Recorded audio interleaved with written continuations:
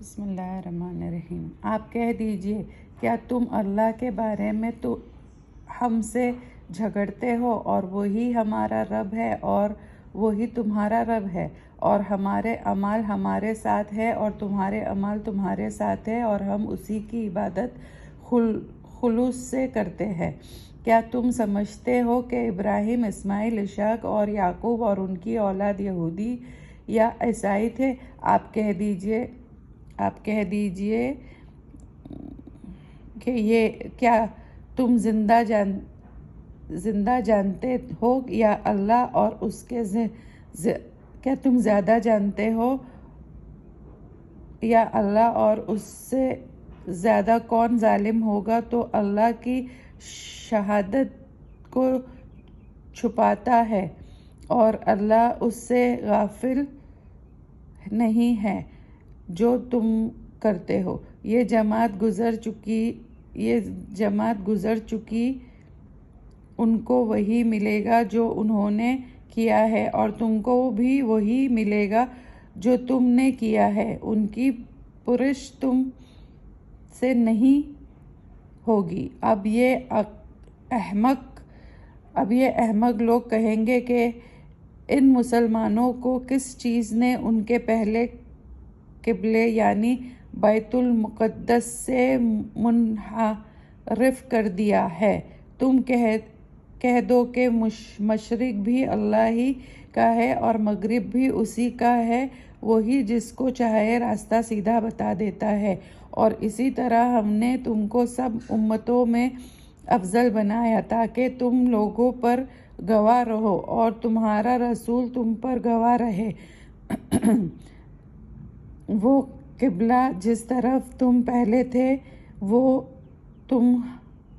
تو ہم نے اس لیے بنایا تھا کہ ہم معلوم کریں کہ کون ہمارے رسول کے ساتھ ہے اور کون پیچھے کو ہٹا جاتا ہے۔ اور یہ قبلے کا بدلنا لوگوں پر بڑا شک گزرا، مگر ان پر نہیں گرا ہوا جو ہدایت یافتہ ہے۔ اور اللہ تمہارے ایمان کو ضائع نہیں کرتا۔ بلا شبہ اللہ لوگوں پر بڑا شفیق اور بڑا ہی مہربان ہے۔ ہم تمہارے چہرے کا بار بار آسماں کی طرف اٹھنا دیکھ رہے ہیں، اس لیے ہم تم کو اسی قبلے کی طرف جس کو تم پسند کرتے ہو منہ کرنے کا حکم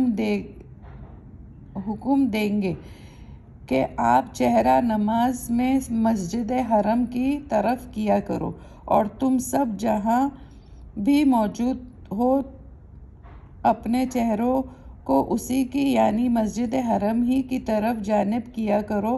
اور یہ اہل کتاب بھی یقیناً جانتے ہیں کہ یہ حکم بالکل ٹھیک اور ان کے رب کی طرف سے ہے، اور اللہ ان کی تمام کارروائیوں سے باخبر ہے اور خوب جانتا ہے۔ اور اگر تم ان اہل کتاب کے سامنے تمام نشانیاں بھی پیش کر دو تو بھی یہ تمہارے قبلے کو قبول نہ کریں گے، اور تم بھی ان کے قبلے کو قبول نہ کرو، اور ان کا کوئی فریق دوسرے فریق کے قبلے کو قبول نہیں کرتا۔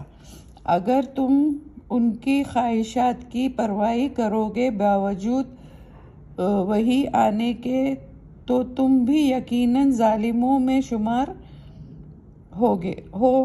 ہونے لگو گے۔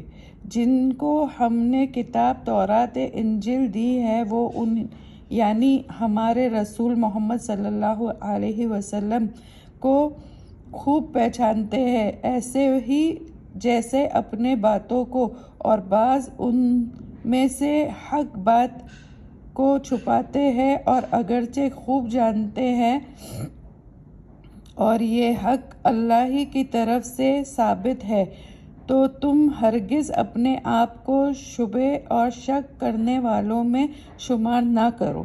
اور ہر شخص کے لیے ایک قبلہ رہا ہے جس کی طرف وہ عبادت میں اپنا منہ کرتا ہے، تو تم نیک کاموں میں سبقت کیا کرو اور